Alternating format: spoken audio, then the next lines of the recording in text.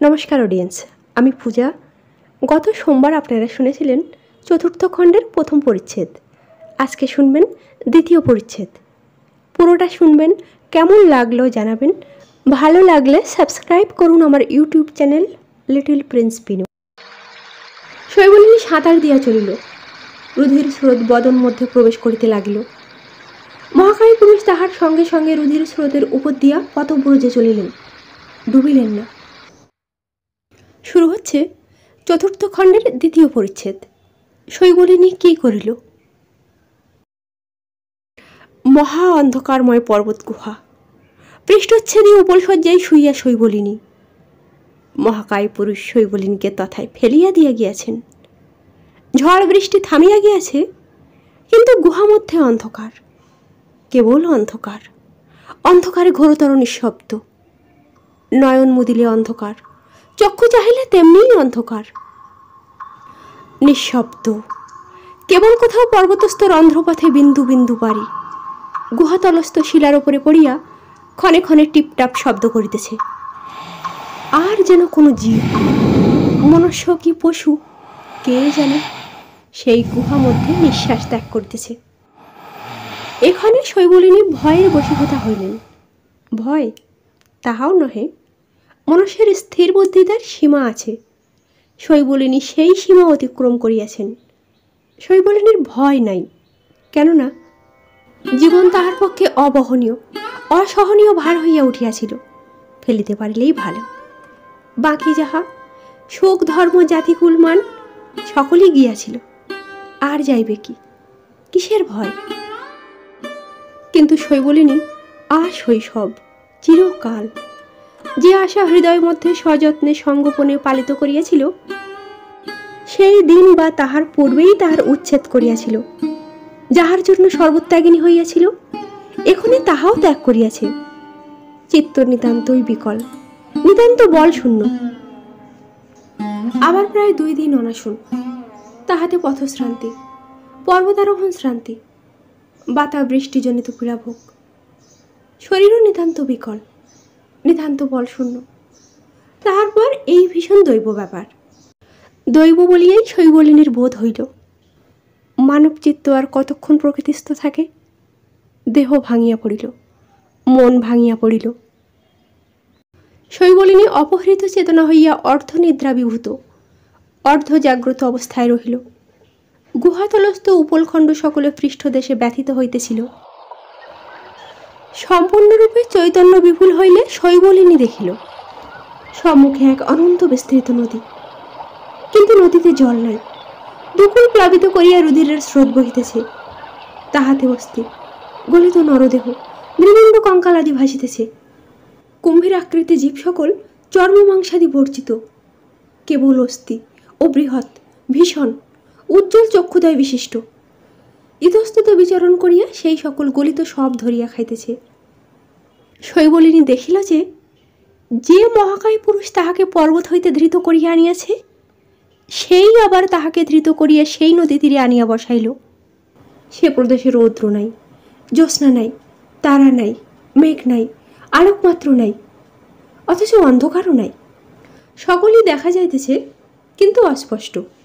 রুধিরের নদী, গলিত সব, স্রোতবাহিত কঙ্কালমালা, অস্থিময় কুম্ভীরগণ সকলেই ভীষণ অন্ধকারে দেখা যাইতেছে।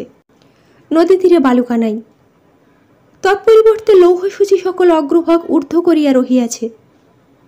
শৈবলিনীকে মহাকায় পুরুষ সেইখানে বসাইয়া নদী পার হইতে বলিলেন।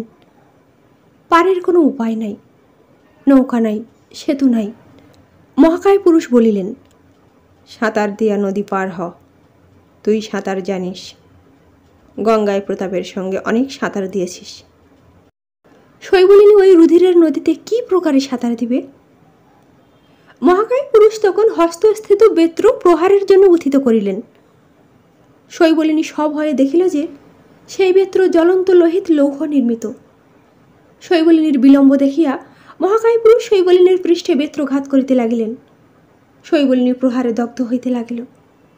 শৈবলিনী প্রহার সহ্য করিতে না পারিয়া রুধিরের নদীতে ঝাঁপ দিল। অমনি অস্থিময় কুমির সকল তাহাকে ধরিতে আসিল, কিন্তু ধরিল না। শৈবলিনী সাঁতার দিয়া চলিল, রুধির স্রোত বদন মধ্যে প্রবেশ করিতে লাগিল। মহাকায় পুরুষ তাহার সঙ্গে সঙ্গে রুধির স্রোতের উপর দিয়া পদব্রজে চলিলেন, ডুবিলেন না। মধ্য মধ্য পুতিত গন্ধ বিশিষ্ট গলিত সব ভাসিয়া আসিয়া শৈবলিনীর গাত্রে লাগিতে লাগিল। এই রূপে শৈবলিনী পরাপারে উপস্থিত হইল।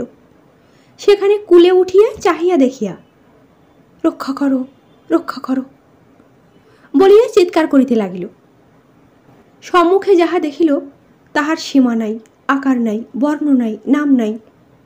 তথায় আলোক অতি ক্ষীণ, কিন্তু এতাদৃশ উত্তপ্ত যে তাহার চক্ষে প্রবেশ মাত্রই শৈবলিনীর চক্ষু বিদীর্ণ হইতে লাগিল। বিষ সংযোগে যেরূপ জ্বালা সম্ভব চক্ষে সেই রূপ জ্বালা ধরিল। নাসিকায় এতরূপ ভয়ানক পুতিগন্ধ প্রবেশ করিল যে শৈবলিনী নাসিকা আবৃত করিয়াও উন্মত্তার ন্যায় রহিল।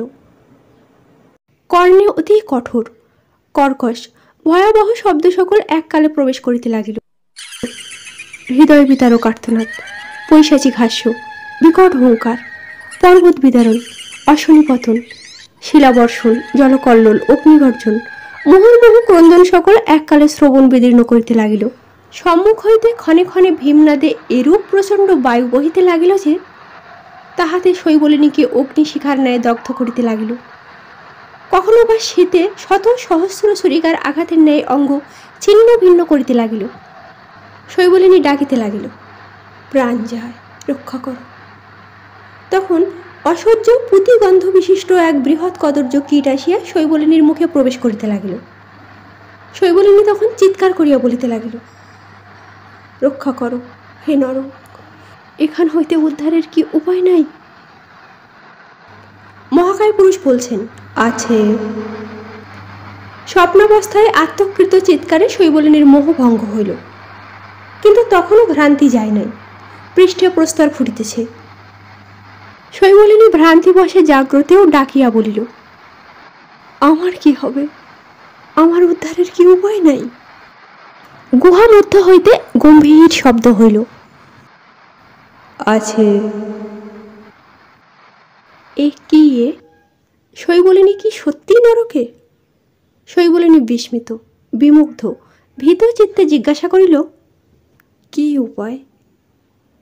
গুহা মধ্য হইতে উত্তর হইল, 12 বার্ষিক ব্রত আরম্ভ করো। এ কি দৈববাণী? শৈবলিনী কাতর হইয়া বলিতে লাগিল, কি সে ব্রত?